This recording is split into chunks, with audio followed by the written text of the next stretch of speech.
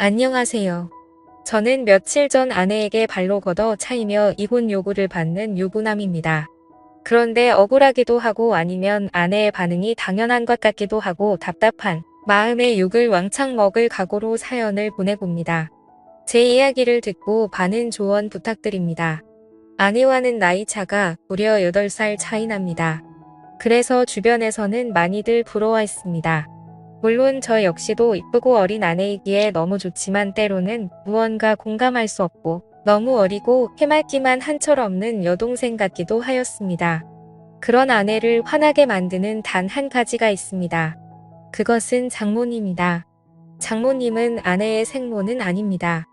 장인어른께서 아내의 생모이자 첫 번째 부인과는 사별을 하셨습니다. 그 후로 아내와 처남을 홀로 키우셨습니다. 아내와 처남이 장가를 간 이후에 어느 날 만나는 여자가 있다며 재혼을 하고 싶다고 말씀을 하셨습니다. 가족들은 처음에 장인어른의 말씀에 당황을 하지만 모두들 환영한다며 그분을 소개해달라고 하였습니다. 그분이 지금의 장모님이십니다. 처음 뵙는 날의 장모님 모습을 아직도 잊지 못합니다. 장인어른보다 무려 15살이 어린 저보다 고작 3살 많은 누나였습니다. 그리고 복장이 짧은 치마에 쫙 달라붙는 티셔츠를 입었고 짙은 화장 냄새가 진동을 하였습니다. 소개하는 자리보다는 나이트나 클럽이 더 잘 어울릴 것 같은 모습이었습니다. 식사와 함께 대화를 오고 갔지만 다들 반응은 냉담했습니다. 아내도 처남도 이거는 아니라면서 절대 반대를 하였고 그분은 그분의 겉모습과 달리는 속은 여리고 착하다며 이해해달라고 하셨습니다. 평생을 너희의 인생을 위해서 살았는데 남은 장인어른의 인생도 지켜달라고 하셨습니다. 한동안 불화가 있었지만 결국 장인어른 뜻대로 재혼을 하시게 되었습니다.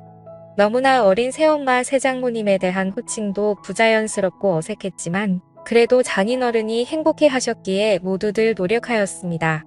그렇게 행복할 것만 시간은 길지 않았습니다. 2년쯤 지나서 장인어른은 암에 걸리셨고 몇 번이 수술과 항암 치료를 하였지만 약 1년의 투병 생활 끝에 돌아가셨습니다. 아내는 젊은 장모님이 장인어른의 나이나 건강 상태를 고려하지 않은 채 무리하게 여행도 다니고 밤늦게 데이트도 다니고 술도 같이 많이 마시면서 일찍 돌아가시게 된 거라며 원망하였습니다. 제가 봐도 장인어른께서 2년 사이에 많이 수척해지신 것 같았습니다.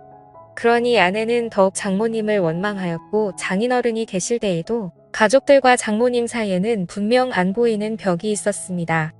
결국 모든 가족들의 원망과 화살은 장모님께 쏠렸습니다. 장인어른은 이렇게 될 것을 미리 예상하셨던 것 같습니다. 어느 날 평소와 다름없이 낮에 시간에 나서 병원에 들렸습니다. 병원비를 결제하고 병실에 올라갔습니다. 장인어른 혼자 계셨고 조용히 할 말이 있다며 바람 쐬려 나가자고 하셨습니다. 맞사위였던 저는 그전에도 장인어른과 소주 한 잔씩 하면서 말동무를 해드리곤 하였습니다. 많이 답답하고 힘드시죠? 하면서 장인어른께 말씀을 드렸습니다. 한참을 고민하시면서 혹시라도 자기가 죽게 된다면 아주 가끔이라도 장모 찾아뵙고 안부라도 물어주면 안 되냐고 하시는 것이었습니다. 그러시며 장모도 많이 외로운 사람이라며 부탁한다고 하셨습니다. 빨리 쾌차하셔서 집으로 가시면 장모님께도 더 잘해주고 처갓집에 더 자주 찾아뵙겠다고 하였습니다. 자네만 믿는다며 저한테 여러 번 부탁하셨습니다. 장례가 끝나고 어느 정도 시간이 지났을 때쯤 장모님께 전화를 드렸습니다. 집에 그냥 계신다고 하셨습니다. 퇴근하고 과일 및 고기 등 이것저것 싸서 처갓집에 들렸습니다. 아내 보고 같이 가자고 하면 불같이 화를 내며 안 갈 것이 뻔하기에 퇴근길에 혼자 갔습니다. 장모님께서 말을 안 한 지 사람을 안 만난 지 며칠이나 지났는지 모르겠다며 반갑다고 하셨습니다. 장모님도 많이 수척해지시고 예전과 달리 얼굴에 그늘이 가득했습니다. 장모님의 이런저런 넋두리와 저녁 식사를 마치고 나왔습니다. 다음에 또 오겠다고 인사를 드린 후 나왔습니다. 고맙다고 자주자주 놀려오라고 하시는 모습에 마음이 아팠습니다. 그날 이후 3일에 한 번씩은 꼬박꼬박 전화를 드렸습니다. 집에만 계시지 말고 친구도 만나시고 나들이도 다니시라고 말씀을 드렸습니다. 갈 곳도 만날 사람도 없다며 그냥 집이 좋다고 하셨습니다. 그래서 정말 외출하고 싶으신데 가실 곳이 없으시면 점심때 회사 근처로 오셔서 전화 달라고 하였습니다. 언제든지 나가서 맛있는 점심 사드리겠다고 하였습니다. 그 후로 가끔 오셔서 점심도 같이 먹고 카페도 가서 대화도 하였습니다. 어느 날 아내가 이런 사실을 알게 되었고 저한테 불같이 화를 내었습니다. 그래서 장인어른 부탁부터 있었던 사실을 전부 이야기해 주었습니다. 아내는 장인어른의 부탁을 무시하지 않고 들어준 것은 고맙지만 앞으로 장모님과 개인적인 연락은 하지 않았으면 좋겠다고 하였습니다. 그리고서는 장모님께 전화해서 더 이상 자기의 새엄마도 저의 장모도 아니니 연락하지 말라고 하였습니다. 이 사실은 처남에게도 알렸습니다.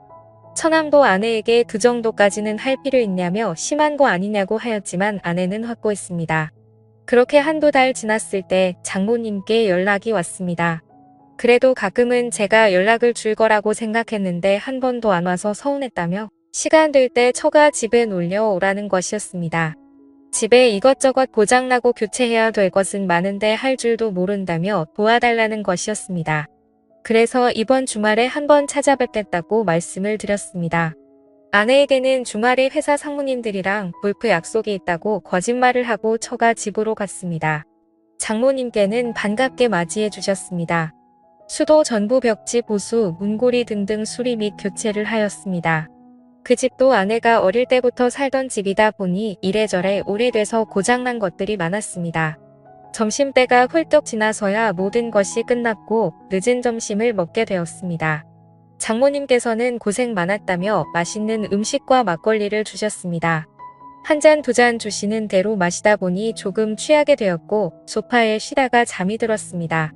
한참을 자다가 깨어보니 시간은 많이 늦었고 아내에게 술자리가 길어졌고 상무님 집으로 다 같이 2차로 가게 되었다며 내일 들어갈 것 같다고 문자를 남겼습니다.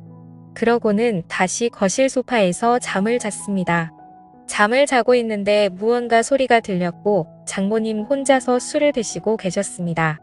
저도 옆에 앉아 한두 잔 거들면서 장모님 말씀을 들었고 결국 만취하게 되었습니다. 그런데 그날 사고가 터지고야 말았죠. 술을 너무 많이 마신 탓인지 벌어지면 안 될 일이 벌어지고 말았던 거였죠. 다음날 아침에 눈을 뜨자마자 머리가 깨질 듯이 아팠지만 주마등처럼 모든 기억이 되살아나서 환장할 것 같더라고요. 그래서 서둘러 집으로 돌아갔고 마음이 너무 무거웠습니다. 그랬던 제 표정을 읽었다는 듯 아내는 무슨 일 있냐고 계속 물었고 아무 일도 없다며 대충 얼버무리고 말았습니다. 그 사건 이후 장모님은 그냥 즐기면 되는 거라고 하시면서 더 노골적으로 만남을 요구하셨습니다. 계속 거절을 하였지만 회사까지 찾아오셨습니다. 몇 번이고 다음에 찾아뵙겠다며 택시를 태워서 보내드렸지만 또 오셨습니다.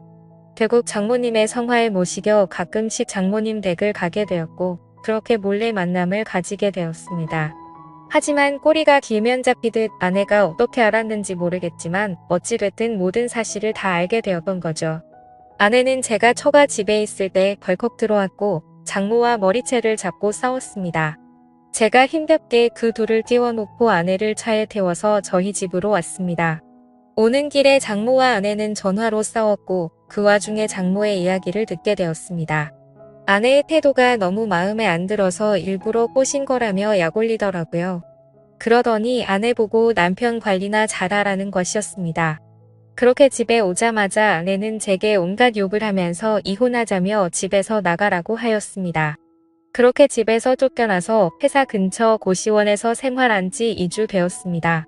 한 번의 실수에서 멈추지 못한 점과 계속되는 만남의 요구를 거절하지 못한 점, 아내의 신뢰와 믿음 저버린 점 등 제 잘못이 많은 것을 잘 알고 있습니다. 하지만 장모님의 그런 악의적인 의도로 벌어진 일들이라는 것이 억울하기도 합니다. 아내는 무조건 이혼할 것 같은데 저는 어떻게 해야 할까요? 용서받을 수 있을까요?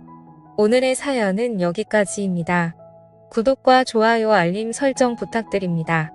긴 글을 읽어주셔서 감사합니다.